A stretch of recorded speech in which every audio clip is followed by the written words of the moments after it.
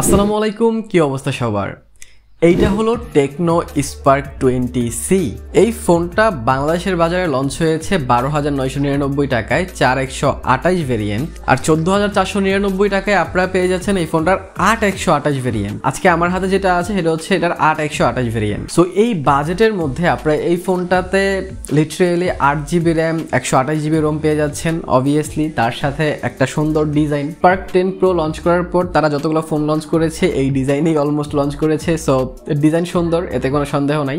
তার সাথে এখানে আপনারা 5 হোল ডিসপ্লে পাচ্ছেন অ্যান্ড ডুয়েল স্পিকার পাচ্ছেন। সো আপনারা হয়তো ভাবছেন যে ওয়াও, এত কিছু এই বাজেটে অবশ্যই নিয়ে নেওয়া উচিত, কিন্তু তার আগে এই ফুল ভিডিওটা দেখতে হবে, কারণ ভালো খারাপ সব কিছুই থাকবে এই ভিডিওতে। তো হ্যালো গাইস, কেমন আছেন সবাই? আমি রবিন, আপনারা ছিল মোবাইল বাড়ি। তো চলুন তাহলে শুরু করি। সো প্রথমে যদি আমরা বক্স কন্টেন্ট নিয়ে কথা বলি, তাহলে সুন্দর এই বক্সটা আপনারা খুললেই প্রথমেই সুন্দর এই ফোনটা পেয়ে যাবেন। এই ফোনটা সাইডে রেখে আপনারা একটু নিচে জাম্প করলে একটা ট্রান্সপারেন্ট কেস পেয়ে যাবেন। সুন্দর একটা ট্রান্সপারেন্ট কেস দেওয়া হয়েছে।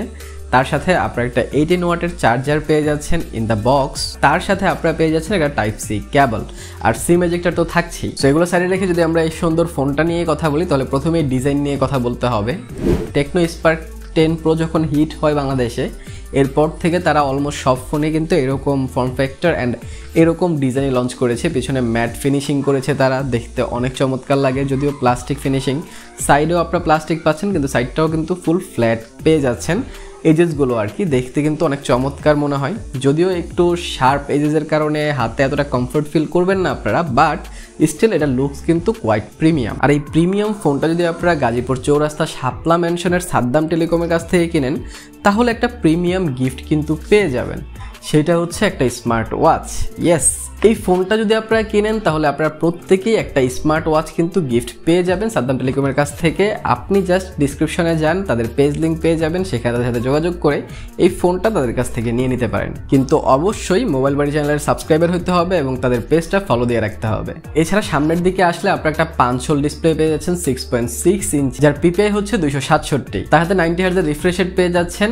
আর 5 হোল ডিসপ্লে হয় একটা ফুল ভিউ এক্সপিরিয়েন্স কিন্তু আপনারা পাবেন। শার্পনেস ভালো ছিল অ্যান্ড ব্রাইটনেস আমি ভালো বলবো। ইনডোরে আমার কোনো প্রকার প্রবলেম হয় নাই, যদিও আউটডোরে ডিরেক্ট সানলাইটে খানিকটা প্রবলেম আপনারা পড়তে পারেন, বাট ওইটা অনেক বিগ ডিল হবে না। চারপাশের বেজেলগুলো আপনাদের একটু কষ্ট দিতে পারে, বাট সেই কষ্টগুলো ভুলিয়ে দিবে যখন আপনারা এটাতে কোনো কন্টেন্ট ওয়াচ করবেন। এটাতে কন্টেন্ট ওয়াচ করলে লিটারেলি অনেক বেটার মনে হয়। 5 হোলের কারণে একটা ফুল ভিউ এক্সপিরিয়েন্স আপনারা পাবেন। তো সেই সব দিক থেকে এটা ডিসপ্লেটাকে একটা ভালোর কাতারে রাখা যায় এই বাজেট অনুযায়ী যদি আমরা চিন্তা করি। এছাড়া ফোনটার আশেপাশে যদি আপনারা নজর দেন, তাহলে নিচের সাইডে আপনারা একটা টাইপ সি পোর্ট পেয়ে যাচ্ছেন, তার সাথে একটা স্পিকার গ্রিল পেয়ে যাচ্ছেন একটা মাইক্রোফোন অ্যান্ড তার সাথে একটা headphone Jack. And headphone Jack অনেক ইম্পর্টেন্ট। রাইট সাইডে আপনারা volume rocker and power button পাচ্ছেন, অ্যান্ড পাওয়ার বাটনেই কিন্তু ইন্টিগ্রেট করে দেওয়া হয়েছে ফিঙ্গারপ্রিন্ট সেন্সর। অ্যান্ড এইটার ফিঙ্গারপ্রিন্ট সেন্সরটা আমি ডিসেন্ট ফাস্ট বলবো, হালকা সময় নাই। স্টিল এই বাজেটে এর চেয়ে বেশি আমরা আর কি আশা করতে পারি, বাট আরেকটু ফাস্ট হলে হয়তো আমি খুশি হতাম। এছাড়া লেফট সাইডে আপনারা একটা কমপ্লিট সিম ট্রে পেয়ে যাচ্ছেন, যেহেতু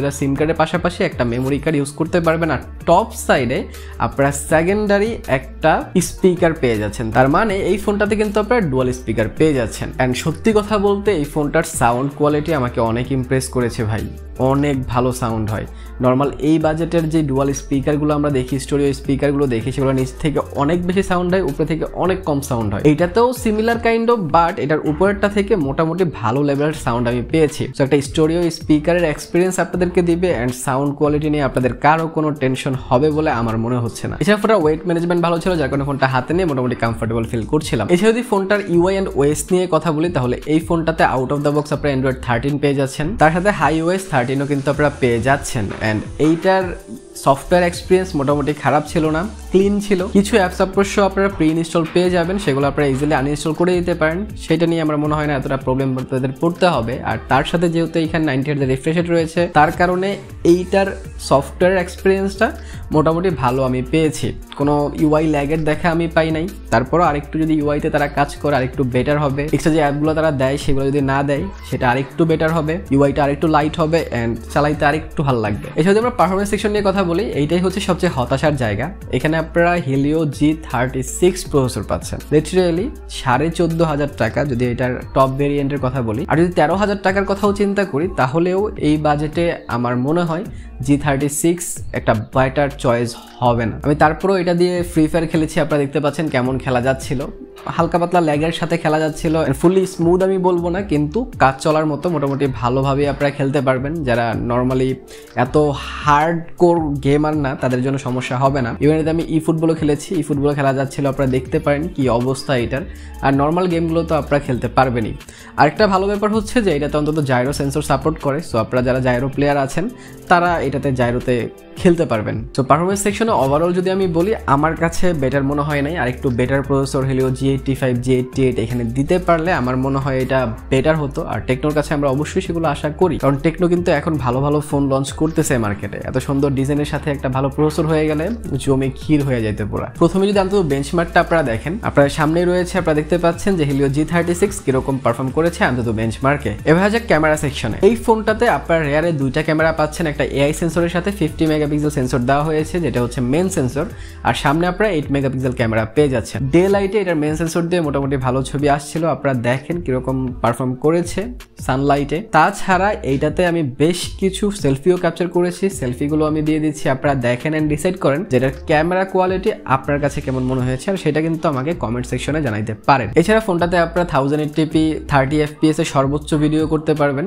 তাছাড়া এতে স্লো মোশন আছে, আর এছাড়াও কিছু এআর শট আপনারা নিতে পারবেন। ক্যামেরাতে মোডের কথা বললে সেখানে কিন্তু বেশ কিছু মোড আপনারা পেয়ে যাচ্ছেন। সো দেন যদি ব্যাটারি নিয়ে কথা বলি, তাহলে এখানে আপনারা 5000 mAh ব্যাটারি পাচ্ছেন এন্ড 18 ওয়াটের ফাস্ট চার্জিং সাপোর্ট পাচ্ছেন। সো 5000 mAh যদি একবার ফুল চার্জ করে নেন আপনারা 1.5 থেকে 2 দিন ব্যাকআপ পেয়ে যাবেন। মডারেট ইউজার রাফ ইউজ করলেও একদিন ব্যাকআপ আপনাদেরকে দিয়ে দিবে। আর তাছাড়া এই ফোনটাতে যদি আপনারা 90 Hz ইউজ করেন তাহলে ডেফিনেটলি একটু বেশি ব্যাটারি যায়, সেদিকটা অবশ্যই খেয়াল রাখবেন। আর এইটা যেহেতু ফাস্ট চার্জিং সাপোর্টেড, সো 1.5 ঘন্টার মধ্যে আপনাদের অলমোস্ট ফুল চার্জ এই ফোনটা কিন্তু হয়ে যাবে। সো আমার মনে হয় না এইসব নিয়ে কোনো টেনশন থাকবে। আর এছাড়া যদি কিছুদিন আগে আসা টেকনো স্পার্ক গো 2024 ফুল রিভিউ দেখতে চান তাহলে এখানে ক্লিক করতে পারেন। একটা ক্রেজি ভিডিও আমি করেছি, দেখে নিতে পারেন। ভালো থেকে শুরু থাকেন, ভিডিওটা ভালো লাইক কমেন্ট শেয়ার সাবস্ক্রাইব করে দিন। দেখা হবে পরের ভিডিওতে। টিল দেন, আল্লাহ হাফেজ।